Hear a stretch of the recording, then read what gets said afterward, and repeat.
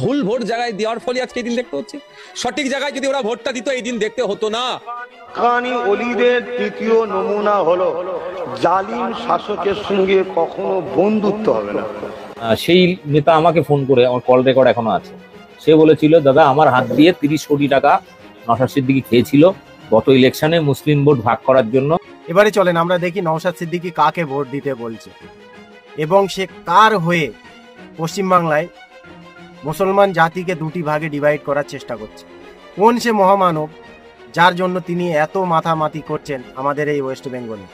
তার আগে আপনারা নওশাদ সিদ্দিকীর এই বক্তব্যটা শোনেন। ভুল ভোট জায়গায় দেওয়ার ফলে আজকে এই দিন দেখতে হচ্ছে। সঠিক জায়গায় যদি ওরা ভোটটা দিত এই দিন দেখতে হতো না। সঠিক জায়গা কোনটা সেটা আমি জানি। দেবে তখন বলছে বিজেপিকে আটকাতে হবে, ভোট দেবে। তাহলে বিজেপিকে আটকে বিজেপির কার্যকলাপ তাহলে বাংলাতে কি করে হচ্ছে? যারা ভোট নিয়েছিল সেই সময় তারা কি বলেছিল, ইউপিপিআর হতে দেবো না, আমাদেরকে ভোট দাও। তাহলে ভোট দেওয়ার পরে ইউপিপিআর এর মতো অবস্থা হচ্ছে কেন? এর জবাব তো তৃণমূল কংগ্রেসকে দিতে হবে, আর যারা ভোট দিয়েছেন সহ্য করতে হবে তাদের। এর জবাব তৃণমূল কংগ্রেসকেই দিতে হবে, বিজেপির কাছে ওনার কোনো প্রশ্ন নেই, কেন সে ওনার ভাতার হয়। এবারে চলেন আমরা এই ভিডিওর বিস্তারিতটা দেখে নেই। আসলে তিনি ভোট দিতে বলছেন কাকে, সেই ব্যক্তিটাকে তো আমাদের দেখা দরকার। চলেন সেটাই দেখি। বন্ধুরা, যেটা সত্য সেটা আপনাকে স্বীকার করতে হবে। আইএসএফ এর ভালো করে বিধায়ক শুনবেন। নওশাদ সিদ্দিকী ভাই যে কথাগুলো বলে, কথাগুলো শুনলে আপনাকে ফিদা হতে হবে। কি সুন্দর মিষ্টি কথা দিয়ে আপনাকে বুঝাবে, বলবে, তাতে মিথ্যা কথা নেই। সব সময় দেখি একটা মানুষের হয়ে ভাবনা চিন্তা, মানুষের জন্য কি করব, এইটাই দেখছি সব সময় ভাবনা চিন্তা। যেটা সত্যি কথা সেইটাই সব সময় মিডিয়ার সামনে এসে বলে।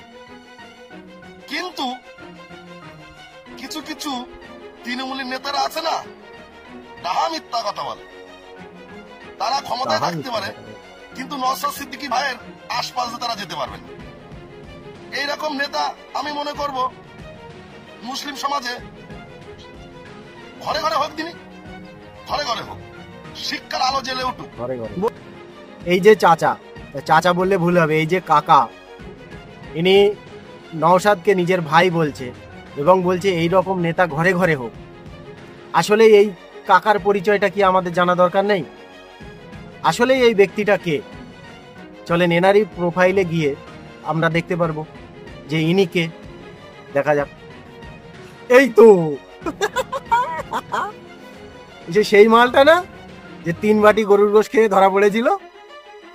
আপনারা চিনতে পারছেন এই মালটা কে? এই সেই মাল যে 3 বাটি গরুর গোশ খেয়ে ধরা পড়েছিল, তারই ভক্তর প্রোফাইল এটা। এবারে আপনার মাথায় ঢুকছে যে নওশাদ কাকে ভোট দিতে বলছে?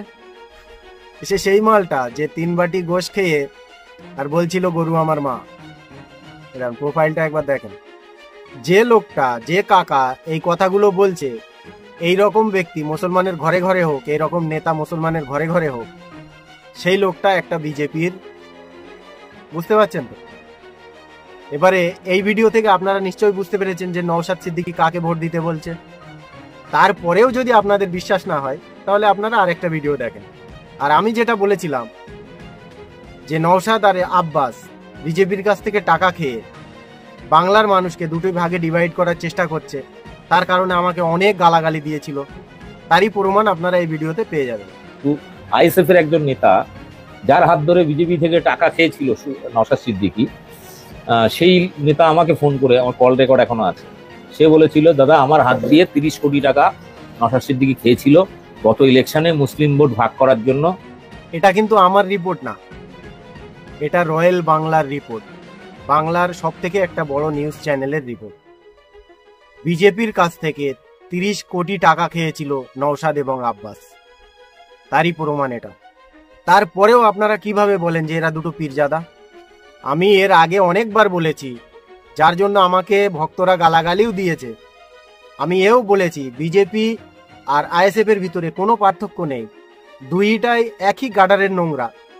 আমি এর আগে অনেকবার বলেছি, এও বলেছি যে আইএসএফ এর লিডার এই 2 জানোয়ার বিজেপির কাছ থেকে টাকা খেয়ে পশ্চিমবাংলার মানুষকে একটা দাঙ্গার দিকে ঠেলে দিতে চায়। কিন্তু আমার কথা কেউ বিশ্বাস করেনি, আমাকে উল্টো গালাগালি করেছিল। তারই প্রমাণ এটা।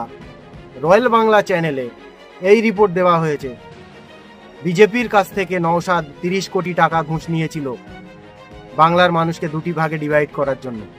এরপরেও যদি আপনাদের বিশ্বাস না হয়, এরপরেও যদি আপনারা বলেন যে না পীরজাদা চিটিংবাজি করতে পারে না, তাহলে আরেকটা ভিডিও আমি আপনাদেরকে দেখাচ্ছি। এই জানোয়ারটা, এই নওশাদ একটা কথা বলেছে, যে কথাটা এই দিনে আমাদের এই ওয়েস্ট বেঙ্গলে সব সময় বিজেপির লোকেরা সব সময় সব জায়গায় বলছে। এই ভিডিওটা আপনারা দেখেন। জয় বাংলা স্লোগানটা আমাদের বাংলার কোনো স্লোগান নয়, এটা মাথায় রাখবেন। বলতে অনেকে বলতে পারবে জয় বাংলা বলেছে বলে এটা বাংলাদেশ থেকে ধার করা স্লোগান। বাংলাদেশ থেকে ধার করা স্লোগান, আমাদের বাংলা স্লোগান যদি হতো বাংলার জয় হোক বলুক না, জয় বাংলা বলছে আমি বিতর্ক জড়াবো না। ব্যাপারটা হচ্ছে এই কথাটা কিন্তু কদিন আগে শুভেন্দু শুভেন্দুও বলেছে, সুকান্ত মজুমদার বলেছে, সেম কথা নওশাদ সিদ্দিকী বলছে। কারণটা কি? এই সেম ডায়লগ কিছুদিন আগে শুভেন্দু অধিকারী মেরেছিলেন এবং আরো বিজেপির কিছু জানোয়ার এই ডায়লগ মেরেছিলেন। সেই একই কথা এই জানোয়ারটাও বলছে যে জয় বাংলা স্লোগান আমাদের ওয়েস্ট বেঙ্গলের স্লোগান নয়, ওটা বাংলাদেশের স্লোগান, বাংলাদেশ থেকে ধার করে নিয়ে আসা স্লোগান। এবারে আপনারা আমার এই প্রশ্নের উত্তরটা দিন, এরা কি বিজেপির দালাল না? এর গাঁজাখোর মদখোর যারা ভক্ত মুরিদ আছে তারা একটা একটা কথা বলে যেগুলো শোনার পরে আপনার পায়ের রক্ত মাথায় উঠে যাবে। আমার সামনেই আছে সব কটা শালা গাঁজাখোর। এই যে আমাদের বাংলাদেশি বলে দেখানো হচ্ছে, যেটা বিজেপি শাসিত রাজ্যে হচ্ছে, এবং তার একখানা দালাল নওশাদ সিদ্দিকী পর্যন্ত এসে বলছে যে জয় বাংলা হচ্ছে বাংলাদেশের স্লোগান। এই প্রতিটি বাংলা ও বাঙালির শত্রু এবং তার স্থানীয় দালালদের আজকে বাঙালি কিন্তু চেনে নিচ্ছে। স্পষ্ট কথা, উচ্ছেদ করে দেশওয়ালি, হকারি করবে বাঙালি, কাজ করবে বাঙালি।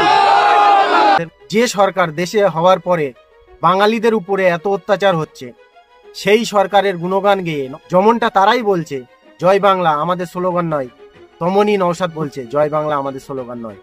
সে যদি এতই মুসলমান দরদি হয়ে থাকে, সে যদি এতই বাংলায় দরদি হয়ে থাকে, বাংলা ভাষার দরদি হয়ে থাকে, তাহলে সে কেন প্রতিবাদ করেনি? তার একটা বক্তব্য দেখিয়ে দিন যে সে বিজেপির প্রতিবাদ করেছে। এটা আমাদের কাছ থেকে লুকিয়ে নেই যে নওশাদ আর আব্বাস এই দুইজনা বিজেপির দালালি করছে, এবং শুভেন্দু অধিকারীর দুই ঠ্যাঙের বীজখানে যেটা আছে সেটাকে দুই ভাই মিলেই চষে। সেটা আমাদের কাছ থেকে লুকিয়ে নেই। আমরা সবাই জানি যে বিজেপির কাছ থেকে টাকা খেয়ে এরাই পশ্চিমবাংলায় এই দাঙ্গা লাগানোর চেষ্টা করছে। আসলে এই বাংলার সব থেকে বড় আতঙ্কবাদী, সব থেকে বড় দুশ্মন নওশাদ এবং আব্বাস। আমার অনুরোধ বাংলার মানুষের কাছে, এই ভিডিওটাকে আপনারা একটু বেশি বেশি করে শেয়ার করুন, যাতে বাংলার মানুষ জানতে পারে যে এরা কি করতে চায় আমাদের এই বাংলায়।